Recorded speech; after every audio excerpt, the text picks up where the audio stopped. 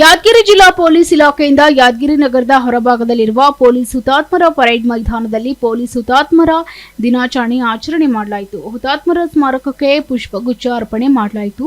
ಈ ವೇಳೆ ಕವಾಯತು ಕಮಾಂಡರ್ ಅವರಿಂದ ಗೌರವ ವಂದನೆ ಸಲ್ಲಿಸಲಾಯಿತು. ಕಲಬುರಗಿ ವಲಯದ ಡಿಐಜಿ ಶಾಂತನು ಸಿನ್ಹಾ, ಜಿಲ್ಲಾಧಿಕಾರಿ ಹರ್ಷಲ್ ಬೋಯರ್, ಜಿಲ್ಲಾ ಪಂಚಾಯತ್ ಸಿಇಒ ಲವೀಶ್ ವರ್ಡಿಯಾ, ಎಸ್ಪಿ ಪೃಥ್ವಿ ಶಂಕರ್ ಸೇರಿದಂತೆ ಹಲವು ಗಣ್ಯರು ಹುತಾತ್ಮರ ಸ್ಮಾರಕಕ್ಕೆ ಪುಷ್ಪ ಅರ್ಪಿಸಲಾಯಿತು.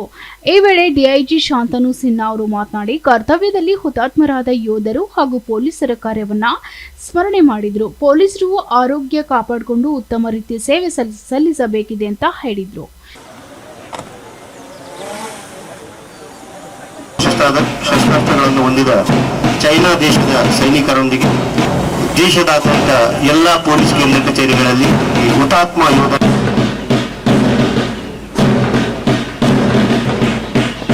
ಕಡಿಮೆ ಅವಧಿಯಲ್ಲಿ ಸಮಯದಲ್ಲಿ ತೆಗೆದುಕೊಂಡು ಹಾಗೂ ಸುಂದರವಾದ ಅಚ್ಚುಕಟ್ಟಾಗಿರ್ತಕ್ಕಂಥ ಈ ಸ್ಮಾರಕವನ್ನು ಯಾದಗಿರಿ ನಗರ ಪೊಲೀಸ್ ಠಾಣೆ ಇವರು ಆಗಮಿಸಿ ಹುತಾತ್ಮ ಪೊಲೀಸರು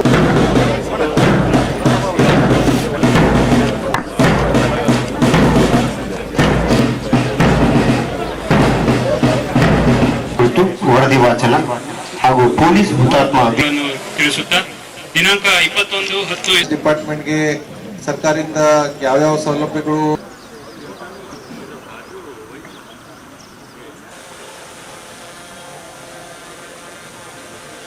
ಶ್ರದ್ಧಾಂಜಲಿಯನ್ನು ಸಲ್ಲಿಸಿ ಎಂದು ನಾವೊಂದು ಪೊಲೀಸ್ ಹುತಾತ್ಮ ದಿನಾಚರಣೆಯನ್ನು ನಾವೊಂದು ಈ ಹುತಾತ್ಮ ಯೋಧರ ಸ್ಮಾರಕಕ್ಕೆ ಪುಷ್ಪಗುಚ್ಛವನ್ನು ಸಮರ್ಪಣೆ ಮಾಡಬೇಕು. ತದನಂತರ ಈ ಕಾರ್ಯಕ್ರಮಕ್ಕೆ ವಿಶೇಷ ಆಹ್ವಾನಿತರಾಗಿ ಆಗಮಿಸಿದಂತ ಶ್ರೀಯುತ ಹರ್ಷಲ್ ಬೋಯರ್ IAS, ಮಾನ್ಯ ಜಿಲ್ಲಾಧಿಕಾರಿಗಳು ಯಾದಗಿರಿ ಅವರು,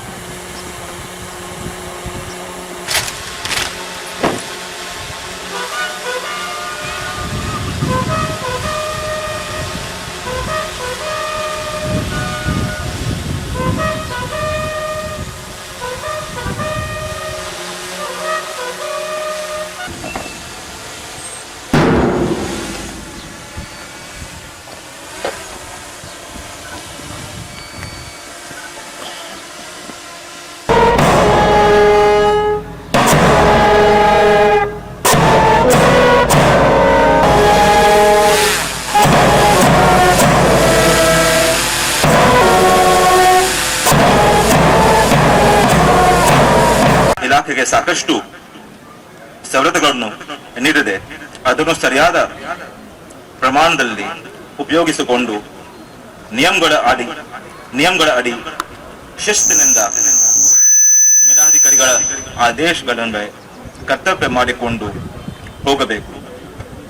ನೊಂದು ಬೆಂದು ಕಾನೂನಿನ ಸಹಾಯ ಕೇಳಿ ಪೊಲೀಸ್ ಠಾಣೆಗೆ ಬಂದ ಸಾರ್ವಜನಿಕರ ಕಷ್ಟಕ್ಕೆ ಇಲಾಖೆ ಸ್ಪಂದಿಸಿ ಪರಿಹಾರ ನೀಡುವ ಧ್ವನಿಯಾಗಬೇಕಾಗಿದೆ. ಪೊಲೀಸ್ ಇಲಾಖೆ ಹಲವಾರು ಸವಾಲುಗಳನ್ನು ಎದುರಿಸಿ ಉತ್ತಮ ರೀತಿಯಲ್ಲಿ ಕರ್ತವ್ಯ ಪಾಲನೆ ಮಾಡಬೇಕಾಗಿದೆ. ಅಧಿಕಾರಿ ಮತ್ತು ಸಿಬ್ಬಂದಿ ವರ್ಗದವರು ತಮ್ಮ ಆರೋಗ್ಯದ ಕಡೆಗೆ ಗಮನ ಹರಿಸಿ ಉತ್ತಮ ಆರೋಗ್ಯ ಹೊಂದಬೇಕು.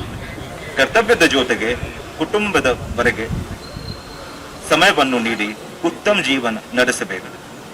ಇಲಾಖೆ ಸಾಕಷ್ಟು ಪ್ರಮಾಣದಲ್ಲಿ ತಾಂತ್ರಿಕ ಸೌಲಭ್ಯಗಳನ್ನು ನೀಡಿದೆ. ಅದನ್ನು ಸರಿಯಾದ ಪ್ರಮಾಣದಲ್ಲಿ ಪ್ರಾಮಾಣಿಕತೆಯಿಂದ ಬಳಸಿಕೊಂಡು ಬ್ಯೂರೋ ರಿಪೋರ್ಟ್ SSV ನ್ಯೂಸ್.